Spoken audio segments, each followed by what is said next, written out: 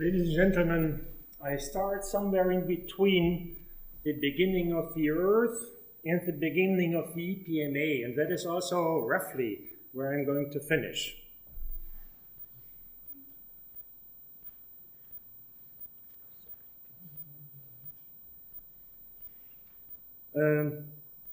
I restrict that all to the development of the Preston sintered iron and steel stuff. It more or less started geometrically with the manufacturing of bearings. The first bearings are reported to have been manufactured around 1926-27 in the United States, but around 1900, there is something wrong. That is a self-running process. Okay. Around 1935, the first attempts were made for cost reasons to replace bronze powders by iron powders, and that worked out fine.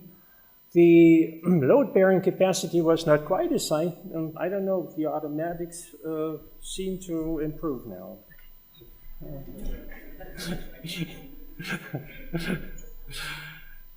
So we had early developments in iron powder metallurgy that went up to flanged bearings, but beyond the flanged bearings there was virtually no geometrical development in this area.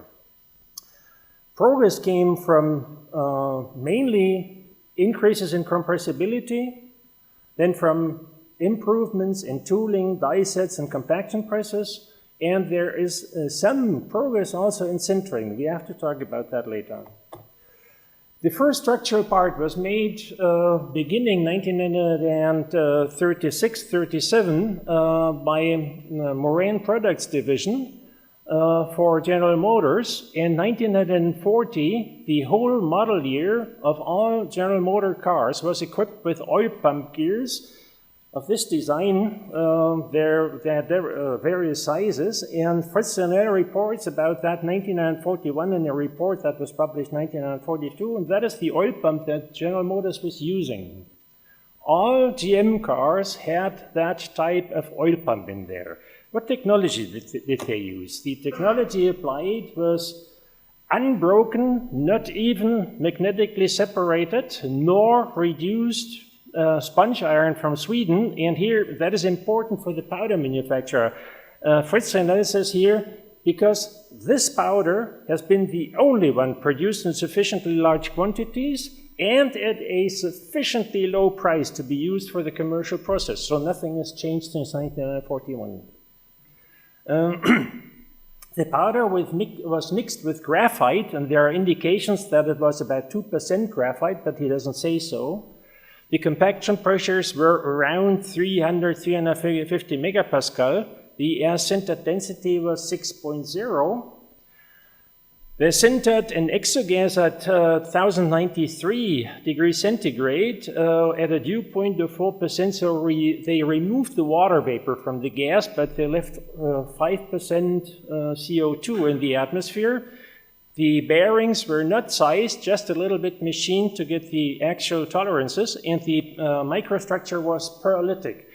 The unbroken sponge at that time had 2% hydrogen-reducible oxygen. And with 2% hydrogen-reducible oxygen, you needed a very, very high carbon content for the carbothermic reaction. They also made trials with other powders, other iron powders from other sources, and these iron powders with the same recipe turned out with a huge amount of grain boundary cementite.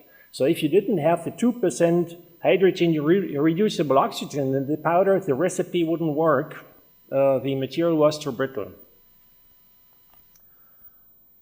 What was the consumption from 1936 when it all started? In total, there were 722 metric tons unreduced broken Swedish sponge iron exported to the United States. That is what the oil pump gears were made from. Almost all of that powder went to the Moran Products Division of General Motors.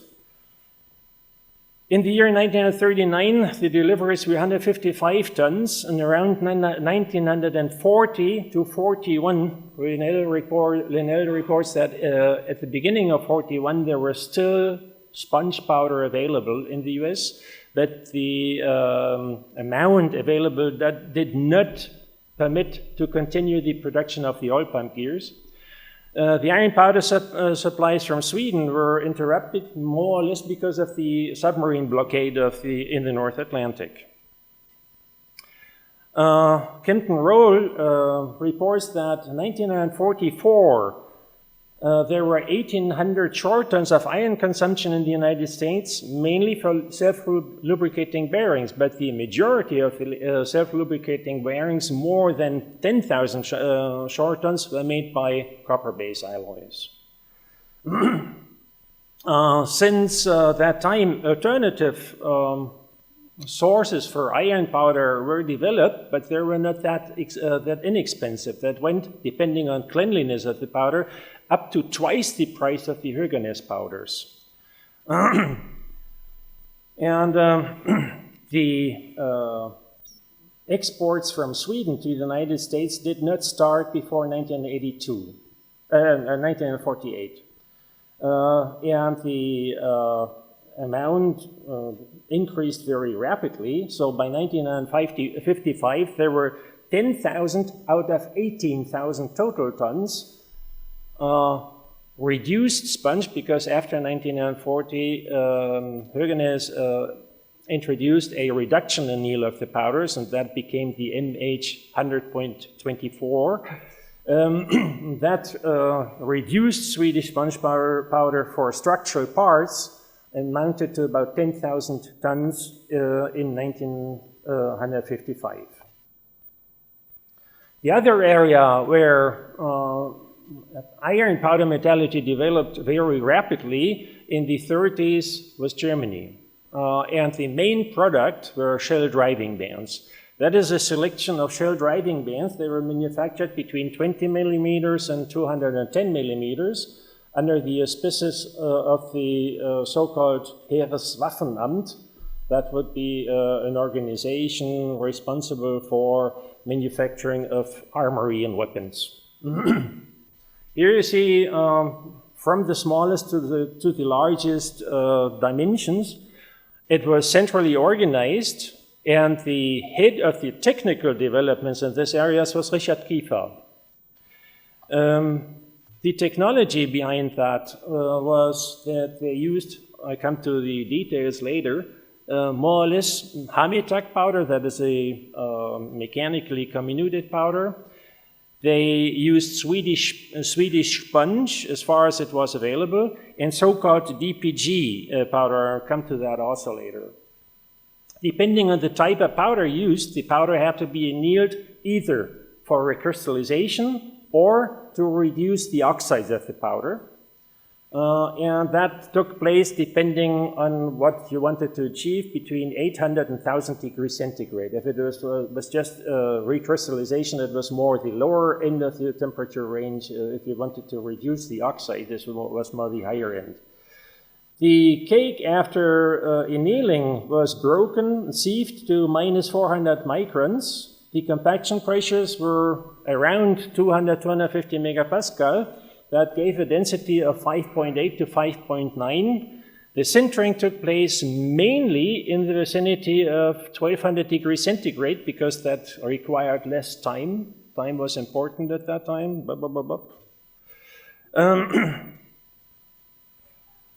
Afterwards,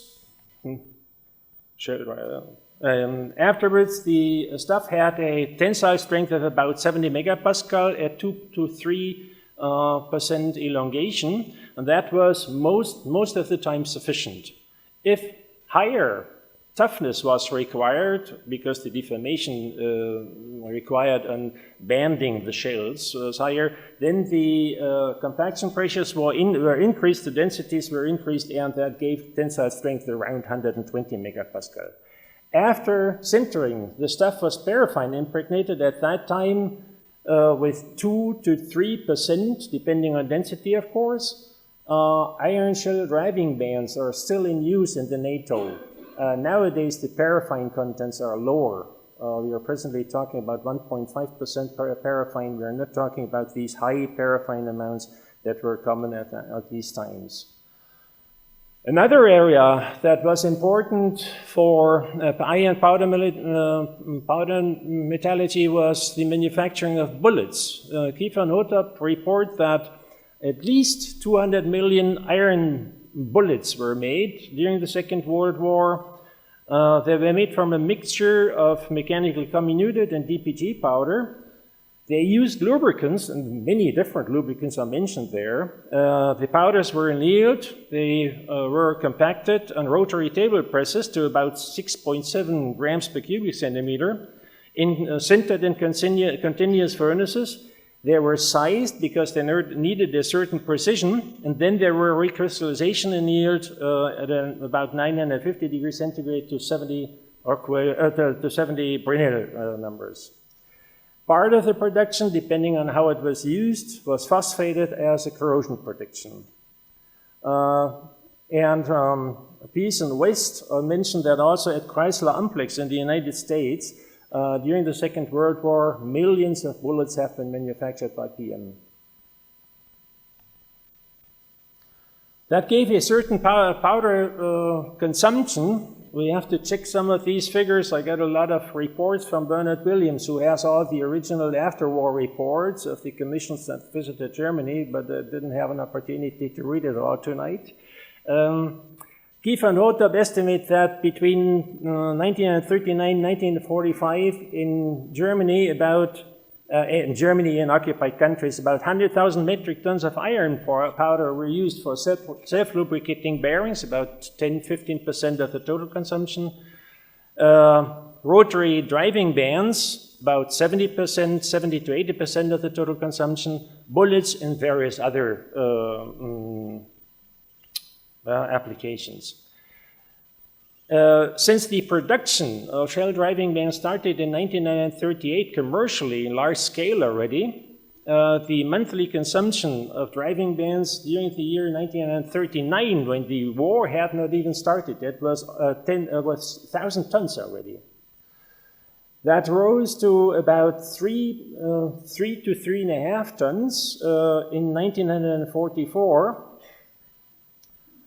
And we have reports from Sweden that 1944, about 7,000 metric tons of Swedish sponge, reduced Swedish sponge, were delivered to Germany.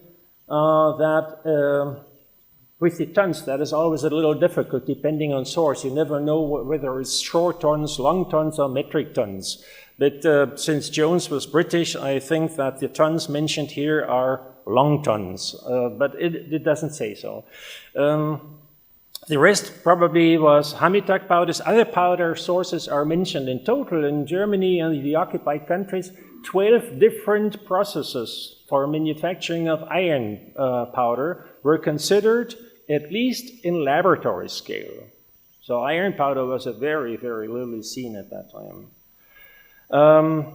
One process that is mentioned sometimes as being used during the Second World War is the RZ process, that stands for pig iron mill scale, developed by Mannesmann. But this powder is not available really. The process has not been in operation before, at least not commercially in operation before 1945. So RZ powder is not really a powder that was manufactured in large quantities before 1945. Afterwards, it was used a lot for coating of electrodes, welding electrodes.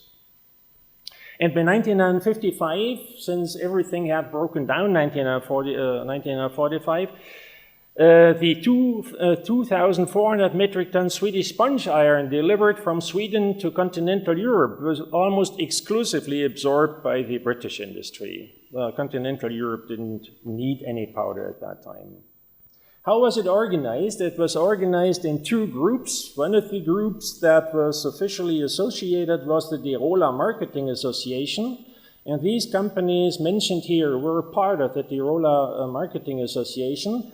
The single purpose of the organization was to market self-lubricating bearings, very small quantities, and shell driving bands. That was Eisenhüttenwerk AG Köln, Bergtale, which is now belonging to Schunk, Hartstoffmetall AG, the company that developed the Ametek process for mechanical combination of powder. Austria, Vereinigte Emaillierwerke, Lampen- und Metallwarenfabrik in Vienna, Düsseldorfer Eisenhüttengesellschaft Ratingen, and the Ringsdorf-Werke in Mehlen. They had not only the plant in Bonn, but they had an additional plant in Saarbochten, which is now Czech Republic, and then Preußisch Stargard, which is now Poland. So they were a really major player. Other companies manufacturing shell driving bands were Metallwerk Plansee, Schwelmer Eisenwerk Müller & Co. When the production became too large to accommodate that, a daughter company, Sinter Metallwerk Krebsöge, was founded in 1943, which is about 20 kilometers away, and all activities in that so-called special department capillary metals, as it was called at that time, were removed from Schwelm Ironworks to Krebsöge.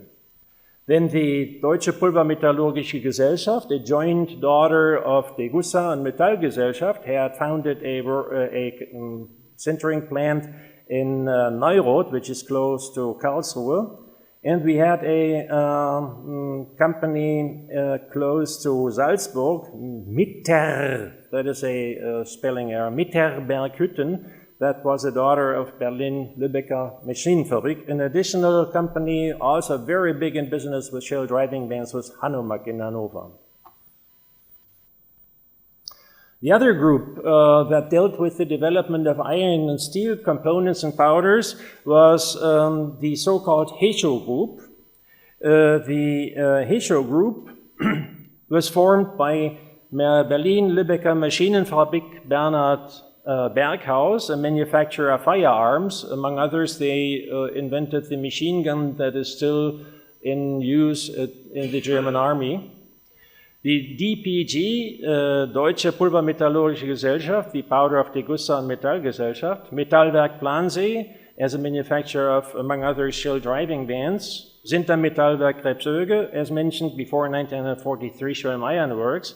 And Hescho Hermsdorf-Schomburg Isolaturengesellschaft, manufacturer of ceramics, because these guys had lifted punch toolings. They had developed it themselves, and also the machinery to actuate the different punches. What were the achievements of the Hescho group, which had only a single task, that was to manufacture components, as that is said verbally, also of complex geometry for firearms. That was their justification. It was presided technically by Hermann Silbereisen, who later was the managing director of Mannesmann Powder Metallurgy. Hescho had the tooling technology with lifted punches, and they had in-house designed powder presses. Unfortunately, the compaction pressures there applied were only 30 megapascal.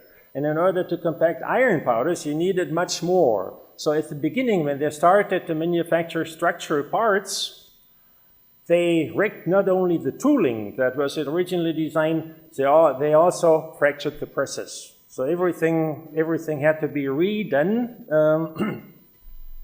They, by and by, increased the pressures that could be exerted to compact iron by a factor of 2. By a factor of 20. They went up to 600, later even 800 megapascal.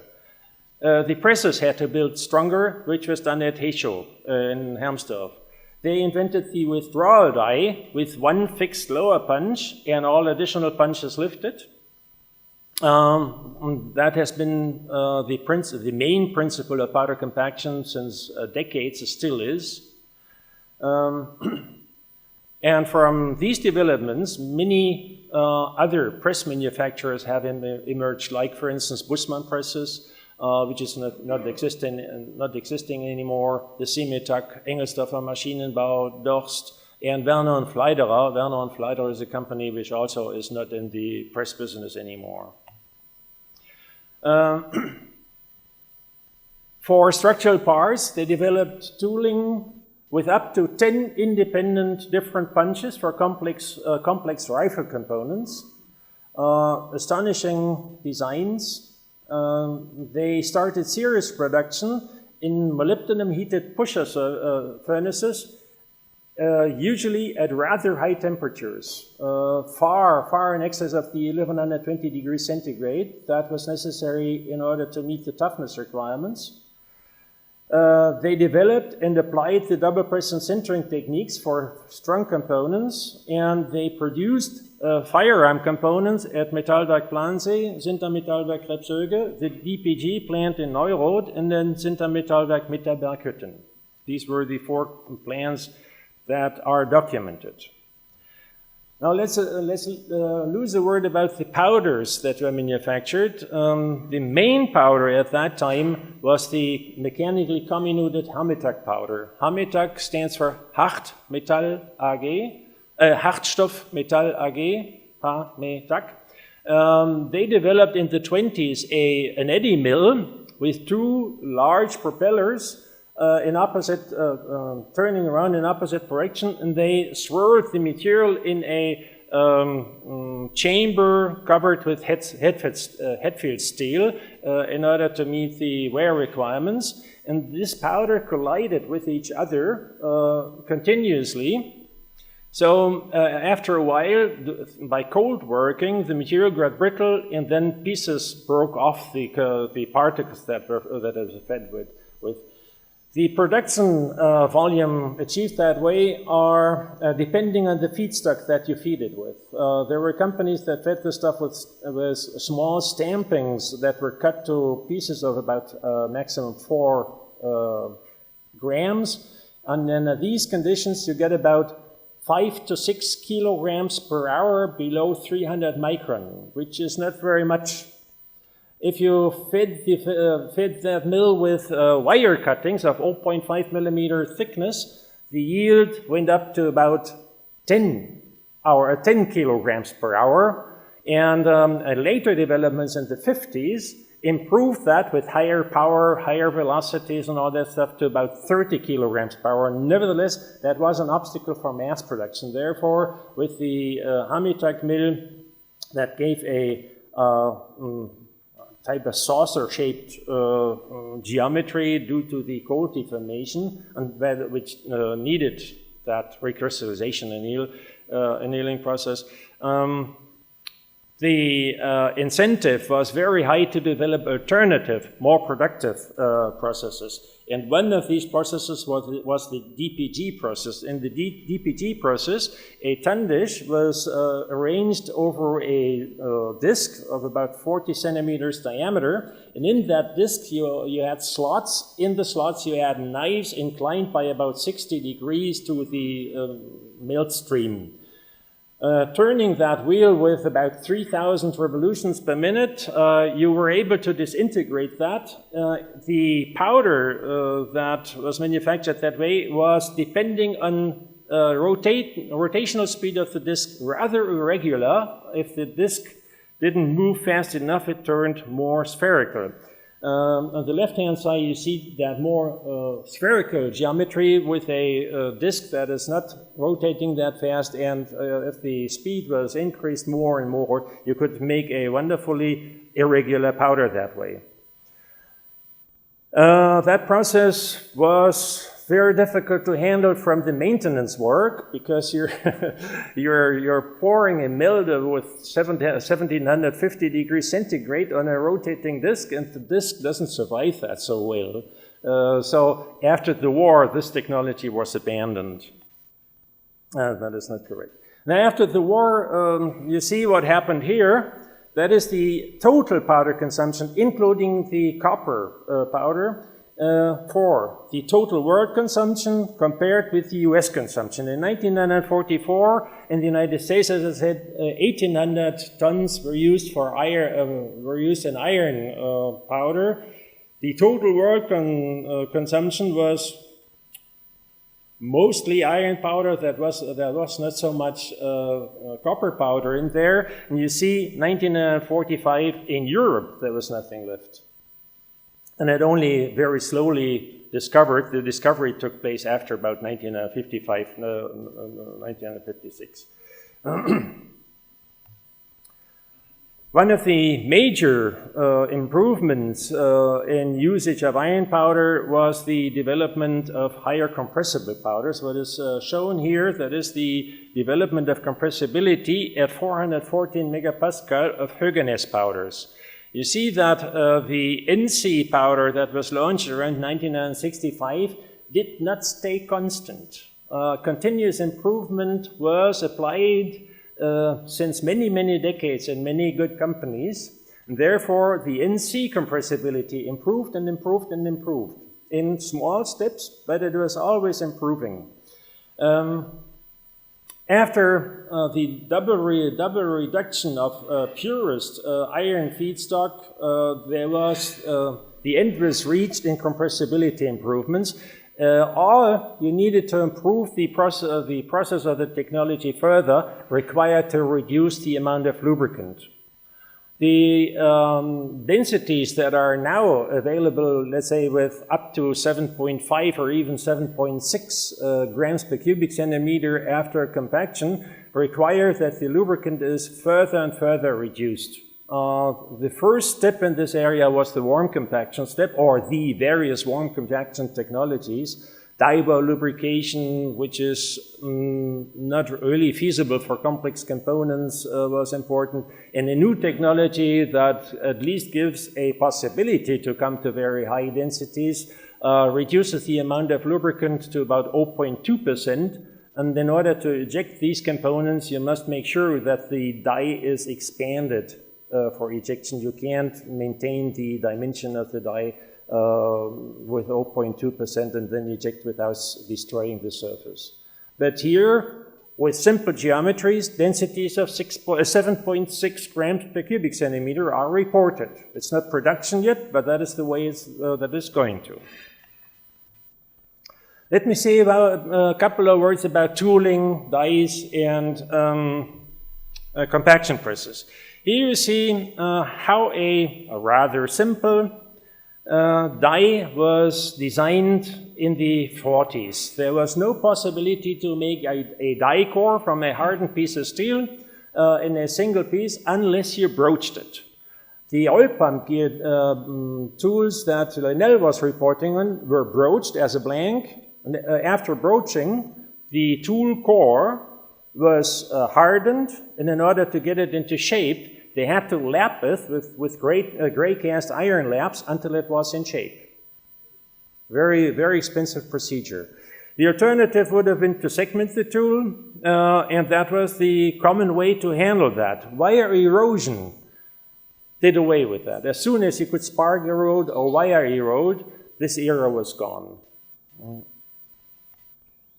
The powder presses that were available at that time, that is a 30-ton press shown here, were compared with what we have today, rather simple, stationary die and double-sided compaction. The lower punch was actuated by a large cam that was running open. Yeah, we wouldn't allow that today anymore. And that did not only compact, that also ejected. These presses were fast, but not very flexible. In the early days, an adapter was not available. Adapters came up starting with the developments of the Heysel group around 1955. Here you see a wedge and slider die. The wedge and slider die to work with several punches were also one of the achievements of the Heysel group. In order to come up with many different punches, you needed something like that.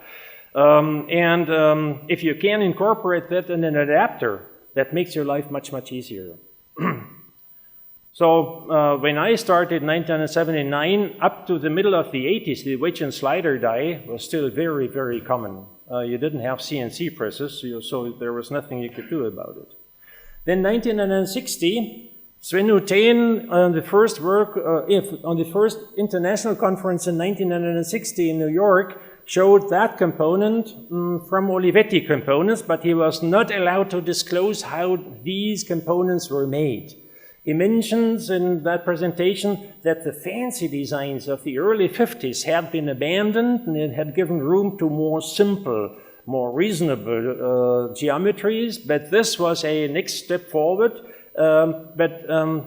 Olivetti wanted to disclose the technology not before 1961.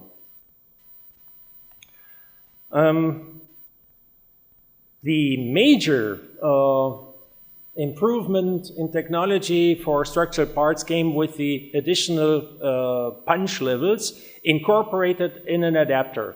That was started by Matrix rather early in the 80s. Between the base platen, which is clamped and fixed to the frame of the press, you have intermediate plates for more different tools, tooling members, punches. And that gave you the possibility to lift the punches and to actuate them. At the beginning, the forces available were rather small, but nowadays the forces can be held hydraulically to a full extent, and that gives you a lot of flexibility. The first real symmetric adapter was presented by Osterwalder in the early 90s, and that was still resting on dead stops. Nevertheless, that is a technology that we are working with. Some manufacturers are still working with dead stops. Here you have all the flexibility which you need. Up to 5 levels can be accommodated in larger presses, in CNC presses, and up to 4 upper levels as well. Couple of words about sintering. In the 30s, bronze bearings were sintered in sheet metal boxes.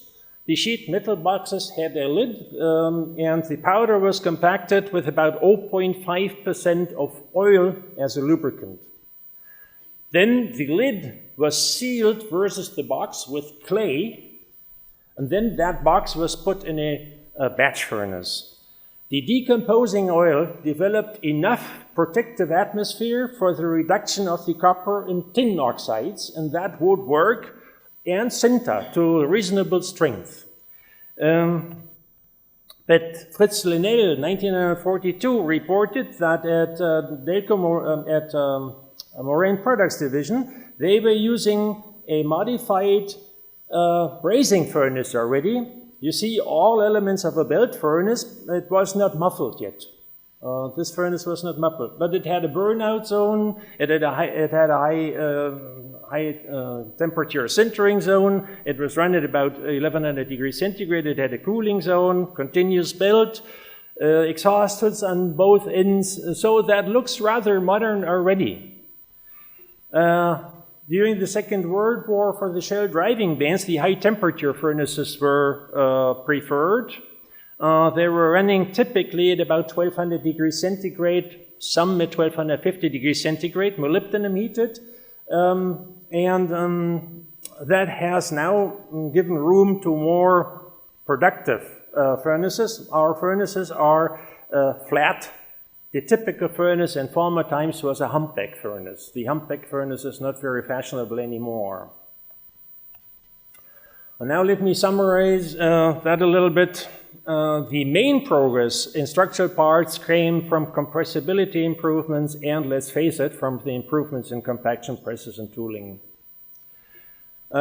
We have some improvements versus the 40s in manufacturing of sintering furnaces, but the sintering furnaces have not given so much input to the industry as especially the press manufacturers have.